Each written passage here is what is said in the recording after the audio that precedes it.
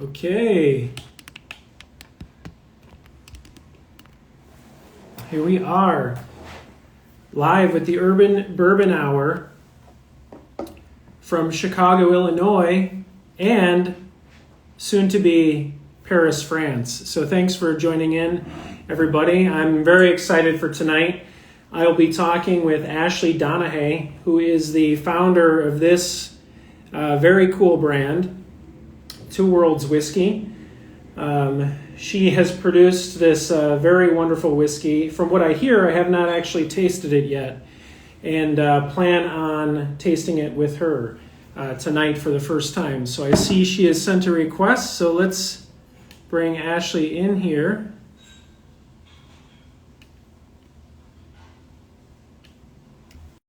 Live. Thanks for joining, everybody. We are connecting.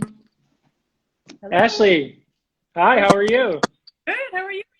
Doing very well. Thank you so much for staying up late and joining me here tonight. For having me. I know it's a little earlier than you normally do, so it's a fine compromise. I'd be awake anyway, honestly. No, this is really great. I've been excited to talk to you for such a long time. I think we had sort of connected a little while back. I think it was when I first came across your fundraising campaign, or your Kickstarter type campaign that you had online, and I had purchased this bottle then, and I think I had reached out at that time and said, hey, let's talk about this, once I get the bottle.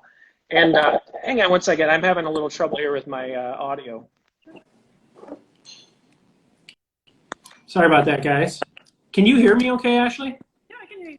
Okay, good. Because I was having trouble there with the audio. But anyway, getting back to like how we had first originally connected is when I came across your campaign and purchased the bottle. And here we are. I know that you've had some struggles because you launched here in 2020. Yes. And yeah, happened to have this whole COVID thing, which is affected all of us. But why don't we just kind of start out with telling us a little bit about yourself, your background. I know there's a very interesting background there, and kind of what led you to where we are now here today. Sure, it's a long story, and certainly a bit of a windy one. So for those who don't know, Two Worlds Whiskey is a brand of bourbon that's specifically created for, which I started 2 years ago, actually.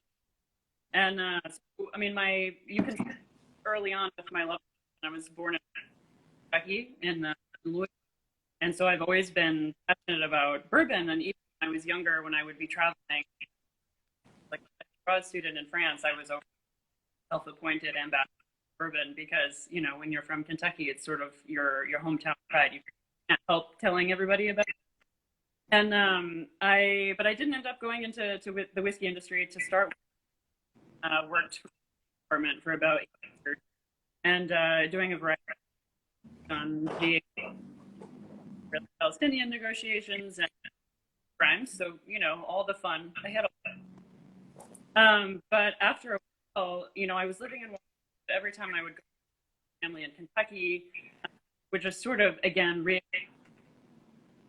going to visit distilleries, really watching the bourbon industry kind of just explode. Which was really exciting from the outside. Every time I'd go home, I really wish I was in this industry, but then I would life and my job. Eventually, it became a big enough desire that I couldn't for it anymore. 2017, I resigning and moving to France with the idea of doing something bourbon in France, but I didn't quite full idea yet. Back to school, I got my MBA. And thesis about how to change the image of bourbon in France, because one of the things that I learned was that the French sadly have a very poor image of bourbon. They actually, and a lot of it is that they don't have access to the good stuff, right? Like So after I worked, I also worked for La Maison de Whiskey distribution company in France, which some bourbon hunters know them because they have Blanton's bottlings every year and gold and all that good stuff. But when I was traveling around, when I was working for them, and I'd be having conversations with French people who were big whiskey fans, right? But much, and I would say, well, what do you think about bourbon? And it was always the same conversation. And I'm like, okay, well, you know, where I started at the crux, because people who had tried hundreds of lives, Jack Daniels or Four Roses, and they sort of thought that's all they're, you know, not to knock those brands, but they're not, for some looking for really something special, something unique, something that's more on the higher end. They just didn't have access to it. You know, there are really good bottles, like the whiskey will get BTAC, but you have to where to look, just like, you know, and so Yeah. know about them are the ones who snap them up, and your average whiskey is never just gonna, you know, come across. And so this, you know, this ate at me as, you know, this pride that people are sort of its caramel, it's vanilla. It. So, you know, it started as the sort of thesis idea, change the way people think about bourbon. And I sort of like to your recommendations, like, well, you would this, that, and the other thing. And I thought, well, someone ought to do this. And then I decided I would. So ended up and that was, even that decision was now 2 years, a wild ride, but so far good. Yeah, and so I know that you have even a connection, you know, obviously you were born and raised in Kentucky, yes? Yes. So you have that Kentucky connection to bourbon, obviously, and then studying in France, living in France, making those connections, and of course, this is one of the first allies that the United States ever had, is France. So bringing those two things together, I think, is really cool. But can you tell us, like, so your whiskey, it says, you know, it's an American whiskey created for France. Can you tell us, like, a little bit more about, like, what does that mean? Like, what is the French whiskey drinker about? Like, who is the French whiskey drinker? Yeah, it's a great question, and it's I get a lot. What, for me, creating a whiskey for France was really about creating for the whiskey, like, connoisseurs of France. And so there's a bunch of different ways to go about it. So I wanted to make something that was going to be, you know, out of the ordinary, not your, like I said, someone would tell me, they say it's vanilla, and that's it. And so already I knew I wanted to build something that was going to be more complex. But also, when I worked as a brand ambassador, you know, I did whiskey tastings for thousands of people with barmen and liquor, you know, just regular men and women at whiskey shows. And a wonderful thing about the French is that they, you know, sometimes in America, I think we worry about being polite, and we might like it. We're not going to say it. They function in France. If they don't like it, they'll tell you. And because they have a history of wine drinking, they're quite good at sort of out, you know, sense and flavor, and really being able to articulate what they like. And so over the course of doing thousands of tastings, I really started to notice a pattern of, and it really, again, comes down to sort of language to describe things. You know, for example, when you're talking to an American, when they love, you'll often hear expressions like, it'll knock you over, knock you in, like, you know, powerful, robust. Those are sort of the here. Whereas in France, when someone would have a whiskey that was really impressive to them, it's a completely different vocabulary that you would hear things like, it's delicate, it's elegant, it's refined, it's subtle. And through those things, and then also when people would pick out certain flavor notes, I would find that they'd be, you know, more impressed, for example, if there was like lots of fresh cooked fruit or florals and things like that. And so I took all these sort of like of information across all these different, and so, you know, on the one hand, I have what you can do with bourbon just from having grown up here and having had the good fortune of being able to taste a lot of good and knowing what the French were really looking for. And I was able to sort of things together to sort of invent the ideal style. You know, I want a nose like this, a finish like this.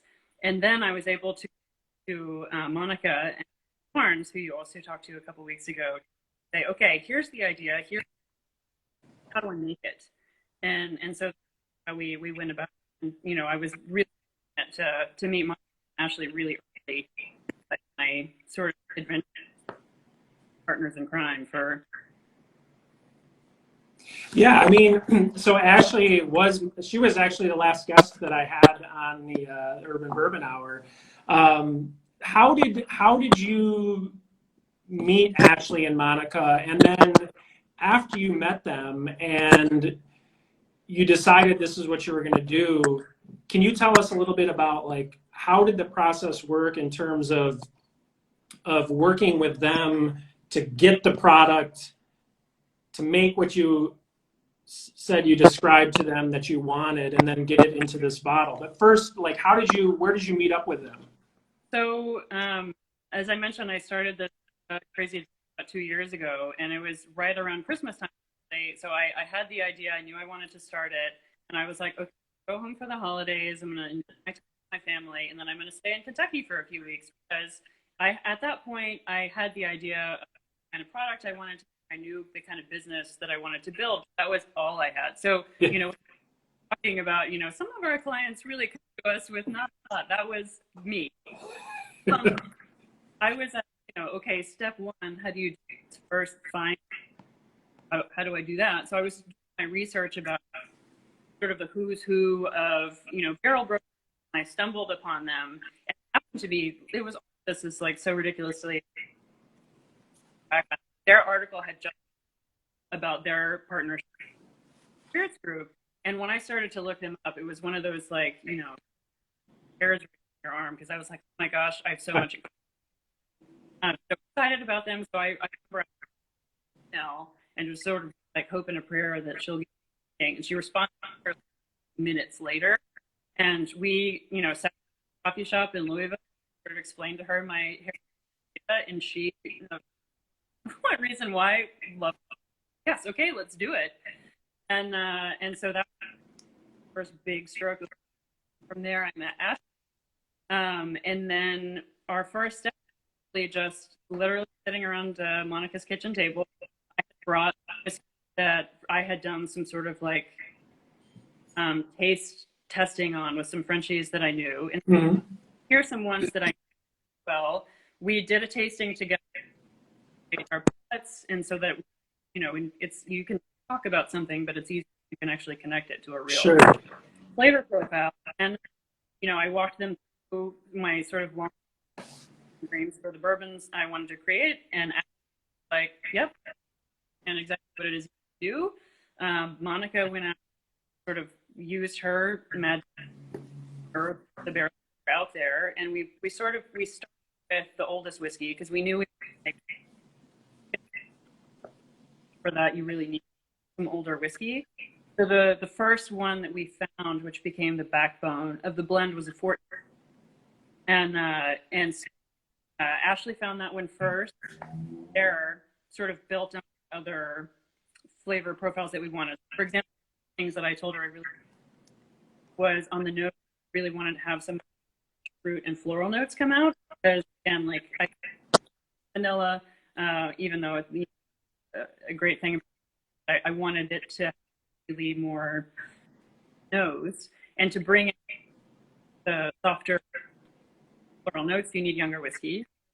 We had the beautiful 14, which brought depth and complexity, but found some 4-year-old that had a lot of those really to it. And then from there was still a little something missing, and found a 5-year-old really had the texture, because one of my other items on my wish list, the mouthfeel, I wanted it to be really, which, I mean, obviously I wanted it to be barrel proof, but I wanted it to be well integrated, and we obviously weren't still filter because I really wanted to have that beautiful, like, full amount.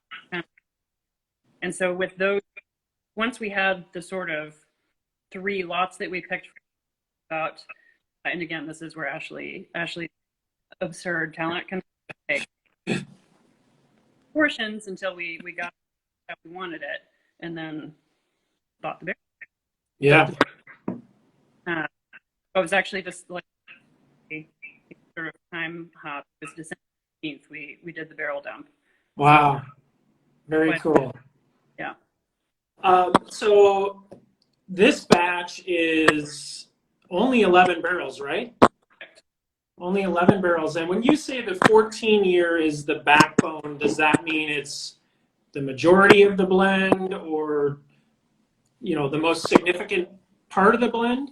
It's definitely the one that's speaking the loudest. I mean, it's the one that's sort of holding up the body of it, for sure. Which is interesting, because I haven't tried it yet, because I've been waiting to talk to you, and I wanted to taste this along with you. So shall we taste some whiskey? Let's do it. Let's taste some whiskey. So I'm going to do the cork pop here. I did pull off the plastic, so I wasn't playing with plastic here on the broadcast, but here we go. And by the way, before I taste it, can we just talk about the amazing design of this? I mean, I'm a huge fan of design. I think design definitely matters. And I mean, from the labeling on this, just beautiful artwork. You have all the information about the batch on here. 54.7% alcohol, which is what, 109.4 proof. Non-chill filtered, beautiful medallions on here, your logo, and then the American and French Union dating back to 1777. I mean, amazing. So let's pour this, and then I want to talk about the box too, because the box is crazy. Yes. Yeah, I mean, with packaging, I really want to, play on that French science, and just a little. So Two Worlds Whiskey is actually an homage to Lafayette, who was obviously our very guy, and the story of how Lafayette, convinced France to back us in the revolution. A lot of people do not know the story of that sort of adventure. It started when he was 19 years old. 19. He was an orphan. He had just got married. His wife was pregnant. And against the wishes of his family and against the king, actually financed a boat with his own money, filled it with men, fled in the night to go over to fight with us. And the boat was La Victoire.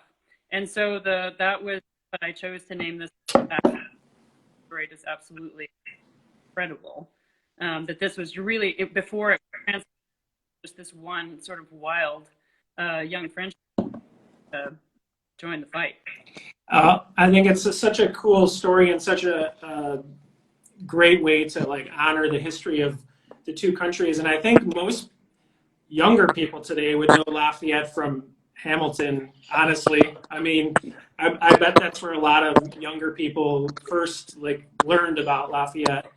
But I mean, what an important figure, for France and for the United States. The thing, actually, the Two Worlds comes from, in France, they call it Le Héros des Deux Mondes, the hero of two worlds, because he's an important figure, an incredibly important figure for different reasons in both countries, which is really quite remarkable. Absolutely. All right, let's talk about this wonderful, wonderful whiskey. And first off, I don't know if the color is it looks like it is. I mean, it is such a beautiful, deep, rich, kind of dark amber color. And usually color is not something that I talk about a lot unless you see something that has a really deep, rich color like that, or something that's really light. That, again, that's that 14-year-old talking. I mean, it was dark. Super dark. Yeah. And really just clinging to the glass too. I can imagine what this is going to be like mouthfeel wise. Oh wow. I know what you mean. This is what Ashely can do. Really let her. I mean, When you described that you were looking for like a floral plus a sweet notes, like right off the bat on this, I got like a kind of like a white flowers and like a little bit of honey. For me, that's what I. Oh, some like really like caramelized fruits. Yep, candied fruit. And there smells like there is like a it's almost like a butterscotch kind of note coming off of there. 100% toffee. I Which also get, and this is something my husband always picks out every time he smells, that you get really a lot of tobacco too. ooh. I mean you can tell, yes, there is this is one of those whiskeys that when you nose it, you can tell there's something in here that has some age to it. It's really sit with, keep pulling different things out, and honestly, every single time I nose it, I get something. Well, I'd love to taste this. So, Ashely, cheers to you and cheers to everyone that joined us here tonight.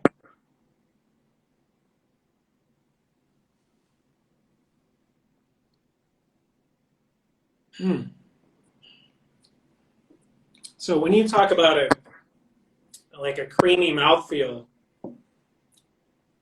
this has that like It hits all, yeah. It coats. I mean, you like you were saying, us, you get that same beautiful cream all over the palate.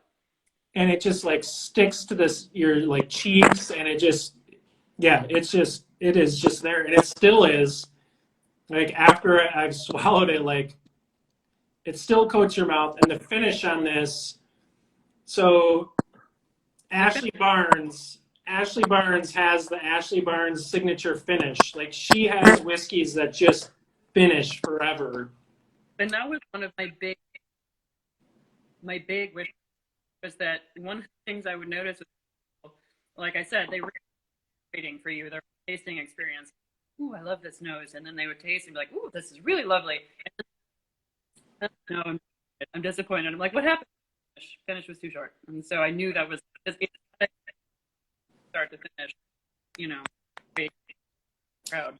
I mean, just a really wonderful whiskey. And there is on that palate, like with the creaminess, there's a nice amount of heat, of course, from that 109 proof.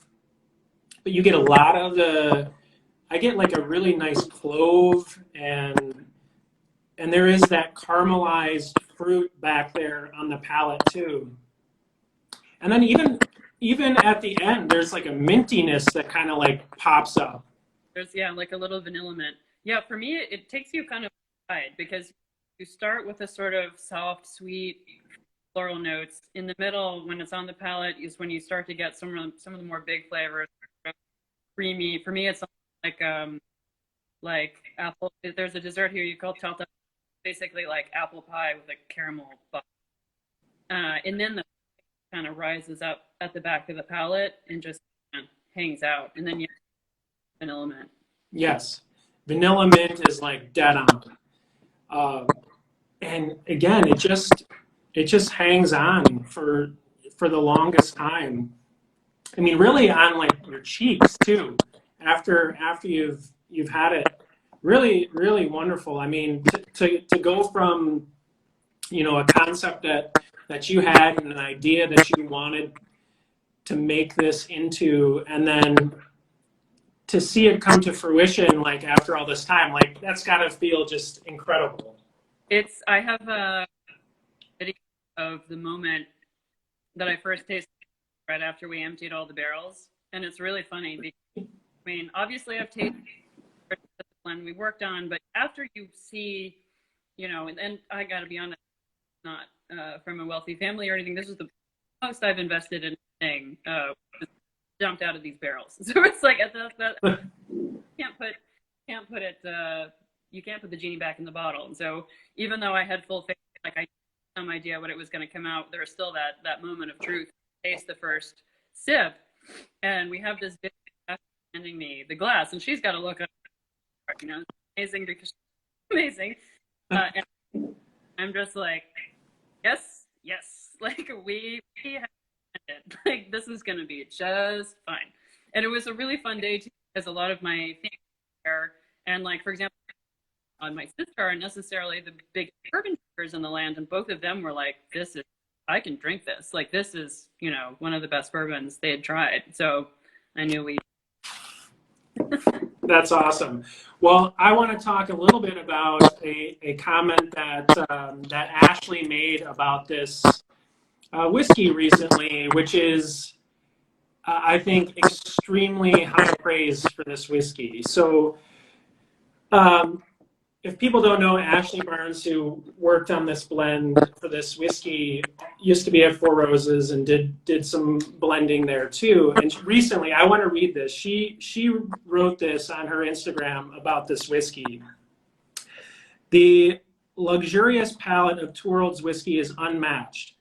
The deep notes of dried dates, sweet pipe tobacco, hints of anise, and spice for days is just the start. It evolves into a silky dream over the palate, coating and enveloping all the aspects that you didn't know you had.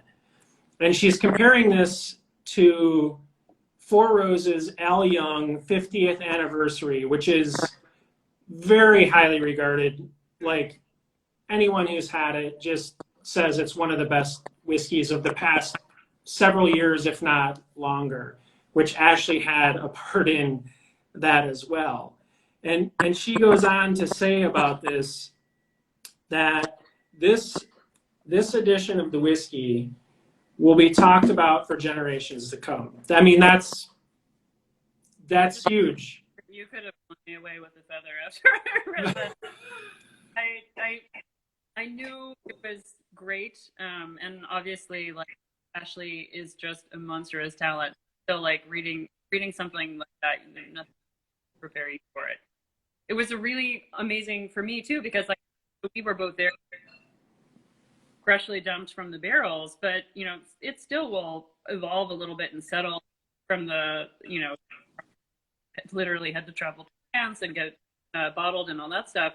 And Ashely, like unfortunately in the US, had to wait as long as everyone because we had all these like transportation issues. So she just got to try it for the first time. Yeah. Like it was. I've been on this since. It was really, really exciting to see she still had the same enthusiasm, even because for me, even like I swear a little bit in the bottle since, and I think that happened with whiskey too. I loved it at that moment, but I swear something is coming to them. That's amazing. So going forward, okay, so we have this first batch here.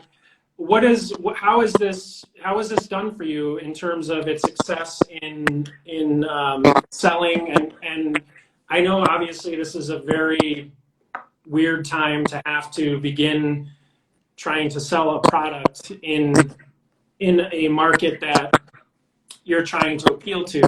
So, like, what has it been like launching this first batch, and how has it been going? Well, so I mean, like everyone on planet Earth, this year did not go as planned. Sure. So we were actually to have the bottling on March 16th and a launch party, which Monica and Ashely fly out for on March 20th. And everything in France down just a few days before that.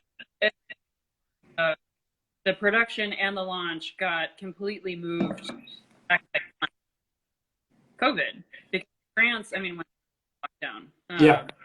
So it was supposed to get bottled. I had one of my worst moments was learning that the bottle where it was bottled, and it's still basically like cargo. It's like food neutral plastic. It's not the greatest storage situation, and called my bottling halfway in tears, like, please, is there something you can do? Can you girl? And thank the Lord, right before they shut down, they were able to get the steel vat so that it was, safe. And it didn't end up getting bottled until May, and it didn't end up getting sufficient beautiful box that you mentioned until, and then it didn't hit the market. So everything has been sort of slow. So we're really still in our first couple months. And when I say we, it's really me. So a company of one on the side of the pond. It's me literally going out to the bottle shops to, bottle shop owners who don't know me from Eve and being like, here's crazy bourbon that's expensive using because all they've ever seen is Jack. But this has been really encouraging. I can't tell you, I've had so many who are like, no, I don't like bourbon, but okay, listen to you. They get hooked by the story and then taste it. I didn't know bourbon could do that. Yeah, right. For me, it's really sad. I was honestly, the whole objective really at the core of it is I show friends what bourbon can, what a really elegant bourbon can be. And so that the responses have been quite motivating. That's still COVID times. Right after I started launching sales, we went back into about 6 weeks. And so it's, doing a lot of thing and trying to work on the e-commerce. But then the big development, which some of your viewers care about, is that one of our retailers in Paris, the whiskey, actually has the ability to ship to the US. Yes. Because obviously from the beginning, I've had people, how do I get it? How do I get it? And I, as a company, can't get it small. We made 2,000 bottles. It doesn't for me to go to that distribution in the States. It's for the French market. So it's in a 700 milliliter bottle. There's all these little hurdles to go the traditional path to the US. But thankfully, with the whiskey shop, I've got a partner who can actually help satisfy some of that. Very cool. I just pinned a comment so people can see it. Whiskyshop.fr is where they can buy this and have it shipped to the U.S. /FR. Oh, whiskyshop.com. Whiskyshop.com/FR. Yes, which it isn't. So apologies to all the non-French speakers, but hopefully that will kick in. So I will put that here in the comments. Is it .com.fr or /FR? /FR. Yeah, there's a shop in England. It's owned by the same family, but they don't. It's just the French side does. Okay, so they can get it there, and I think I checked before we came on, and they ship to like 21 states, that's a very good amount. So if you're not in one of those states, make a friend in one of those states, and then go. COVID times, come visit me. Come out to Paris. I can ship, but I ship to the US thanks to our silly liquor laws. Yes. Which liquor laws? I could go on a rant about those, but let's talk about the box, because I think something like this is pretty important to French buyers as well. I think I had read, or I might even have heard you mention this somewhere, that this kind of is what a French buyer is looking for when they're going to buy a whiskey. It was one of the things that, when I was doing La Maison Whiskey, I got to see a lot of shop owners. And for the few who actually did like bourbon, their frustrations were, we will try to sell bourbon to people. Someone's coming in to buy a gift. Here's something really good value. But in the U.S., have this custom box. And for a lot of buyers who are looking for a gift, are like, oh, crap it. It's silly, right? It seems like such but it was one of the, if I was going to try to get that French buyer, it was one of the things that they expect. If they're all that's over €6, they expect that. And you were talking about the importance of design, is importance as we put it at the level of aesthetic is extremely important to them. So I knew that I needed to really well put together. On that, I have to give credit to the studio. all the packaging, second big stroke, and at the beginning of this. Yeah, I mean, the packaging is just incredible. I'm just reposting this link here for people. But the way that this packaging opens up beautifully with this medallion, and then just so people can see, like, the bottle actually sits inside this little compartment here, and there's this little tab to be able to pull it out. I mean, it's just so beautiful, and like even the intricate artwork on the inside around where the bottle sits, and then there's of course some great information about the historical connections, the story, some of the story of the brand. I mean, it's just really, really well thought out. I mean, just really beautiful. Thank you. I definitely, and I haven't even gotten into like the full sort of depths of the story tonight, but I'm working. Dad was like, send me any background information you have on the brand. Sent him this like 25 with like all this family timelines, and he was like, whoa, he is easily the most like intricate brand story I've come in contact with. He's like, is going to be like narrow.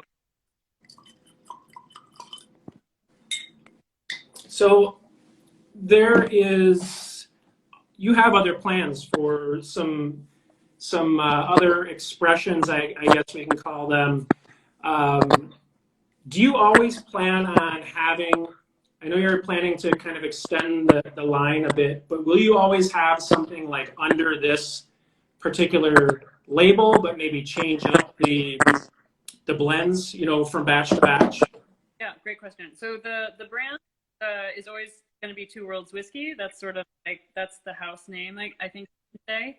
But I have 3 different ranges to launch. This range is called La Victoire, as I mentioned, after that first ship. Actually, each of those take their inspiration. The 3 different ships that La Fayette on during the war. So La Victoire was one. The second was the USS Alliance that was captured in the Battle of Brand, back to France to convince officially support us. Third ship that he took, a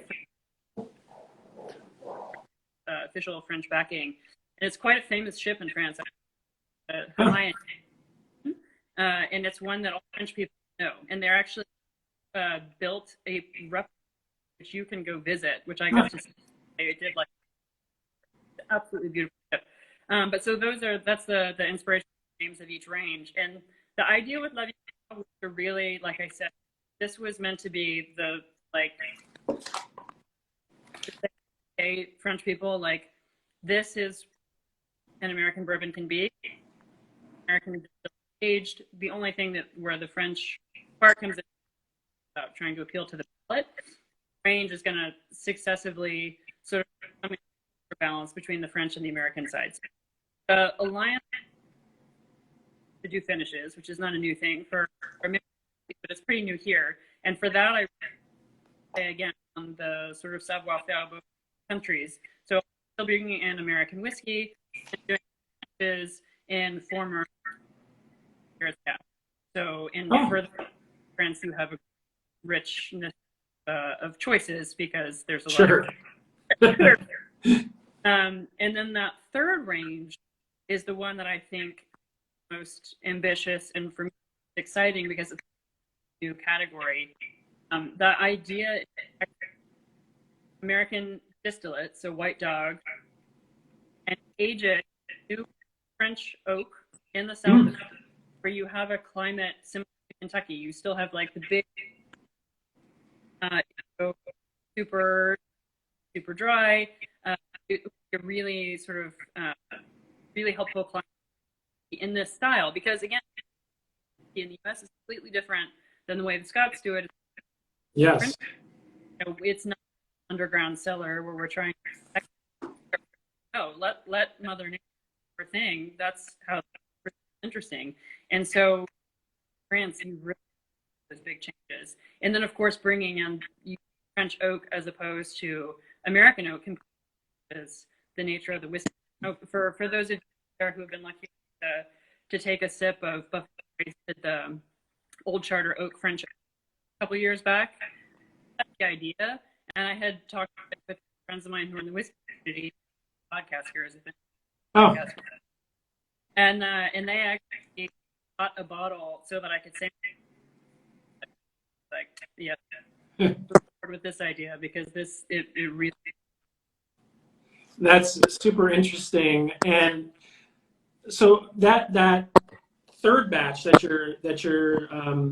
you want to do using the unaged spirit and bringing it over and putting it into the French oak, would you be doing like a customized, basically contract distilling with someone, or would you just be buying new make that's already sort of planned?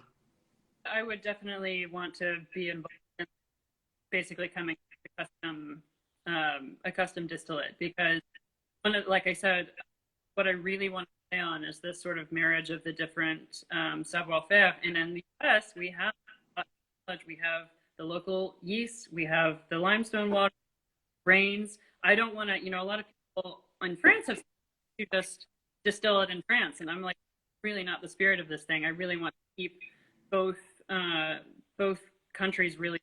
And so I would want to work with really come up with a custom mash bill that will mesh well, because it does completely sort of change the nature of the whiskey. I think you need to play with it a little bit, but and that's where they're super helpful, because they also work with craft distillery. I think there's good partnership. Yeah, no, I think that's super interesting, and that's such a unique concept, I think, to bring to France, and like you said, to keep alive that connection between the two countries. Just really, really an interesting concept. I think that's so cool. But I mean, this first batch, like if this is how you're kicking off the brand, I mean, it's just really pretty amazing, I think. And for you to be able to endure through this year of 2020, I mean, kudos to you, and hopefully that things get better here in 2021 quickly. But Ashely, I know it's very late there, so I don't want to keep you much longer. But is there anything else coming up with the brand, or anything else that you want to talk about concerning your plans? Not really. I think the big projects of the brand are going to be really looking at those next two ranges, because obviously those projects that I talked about are going to take some time. Buying new make several years before that would be ready. So I'm going to try to base down south where I can actually sell barrels. That's a big job. But then it's also about selling this and sharing it with the world. So if anyone ever has questions, I'm available on Instagram. You can find us on our website, Two Worlds Whiskey. Follow up. If you come to France, please look me up. I'm to meet up with Americans, show them around, and share. Yeah, absolutely. And again, if anyone is watching this now, there is a pinned comment that shows you where you can buy this whiskey and have it shipped to you. There's about 21 states that you can have the product shipped to, but of course, find a friend if you're not in one of those states and buy this. This is such a wonderful blend and a wonderful batch. I highly, highly recommend it. And thank you for producing it and putting it out there. So much for having me. I really appreciate it. All right. Thank you, Ashely. Have a great sleep tonight, I guess. And cheers. Bon fête. Take care.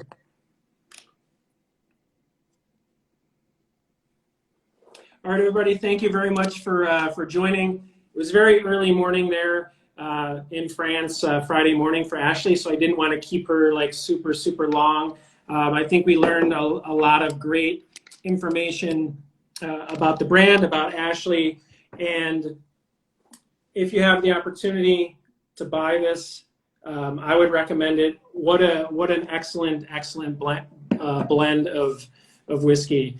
But thank you guys for tuning in, and until next time, cheers.